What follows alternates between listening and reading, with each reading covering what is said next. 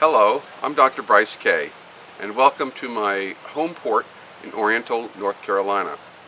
Today we're going to be talking about truths that Mama never taught you about relationships. This is a part of the Safe Passage series that I'm putting online to help people with their marital relationships. Truths that Mama never taught you. These are linked to untruths that you've probably heard over and over again from many people. Untruths such as, you must always be close in a relationship, or you must always think of others but not yourselves in a relationship. There are a lot of untruths out there, and I'm going to share with you some basic truths about balancing a relationship. Let's start with one. First, the first truth is that love is sustained not only by closeness, but also by autonomy. Now, most of the world doesn't understand that, but if you think about it with enough depth, you will come to appreciate the truth of this. And it's based on a fundamental paradox in our human nature. On one hand, we want to be close, we want to belong, we get married because we want to connect, be a part of something. But we also want our privacy, we want to stand on our own 2 feet, we want our own beliefs, we want to be independent, we want to be free. So we want to connect and be a part of something, we want to be independent and be free. We're a paradox. We have paradoxical needs within ourselves, but that's okay. We want air and we want water, but we don't take them in at the same time. We take them in at different times. And in a relationship, that's what you're going to need to do. You're going to need to be close and nourish the relationship, and you're also going to need to, at times, be thinking for yourself. And even in opposition to your partner, when you think that the responsible route to go is your idea and not your partner's idea.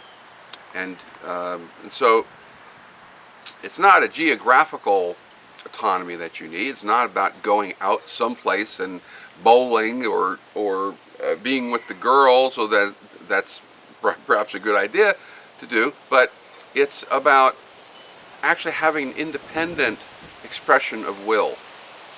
An independent expression of desire. Okay, so that's very important in a relationship, that you balance and you go back and forth. Now, the second truth is that conflict in a relationship can protect and preserve attraction. Unusual idea, isn't it? What happens if you're so conflict phobic that you don't express your will, that you're always thinking about your partner and you're not thinking about yourself? Well, that sounds very noble to some people, but what happens is that if you're always looking to your partner's will and their desire for happiness to guide you, you will actually grow weak. Just as if you're lying in bed after an operation for 6 months, you're going to atrophy. And a part of your personality, your what I call the hedonic system, the ability to express will and desire, is going to grow weak. And the very extreme of that, some of you who are watching are going to recognize, is that sense of, I don't know who I am anymore. I don't know what I want. I feel like I'm suffocating. I feel like I'm drowning. There's a real sense of losing oxygen when people do not express will. And to express will, you need to engage in conflict. There are 3 types of conflict necessary to sustain a healthy relationship. You need to negotiate for a balance, that your desires are right up there with your partner's in the common agenda. You need to confront broken agreements, and you also need to confront what I call boundary intrusions, the little insults that we all do we step on our partner's toes. We say, instead of asking, will you please get the paper, we say, we get the paper. Or we talk down to our partner, you should do this, you shouldn't have done that.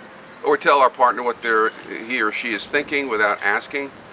There are numerous ways. We're clumsy oafs in relationships, and we frequently intrude. But if you suck it in and you do not confront, that shame goes in and accumulates into a ball that eventually feels like it's strangling you. And long before you get to the point of saying, I don't know who I am anymore, long before that point, you lose attraction.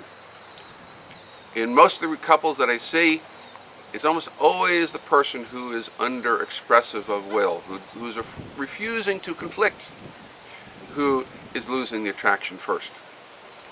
The trick is to have healthy conflict that corrects. Healthy conflict is a corrective mechanism in the balance of relationships. Okay?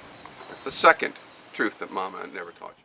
This concludes the first half of our discussion about relationship truths that Mama never taught you.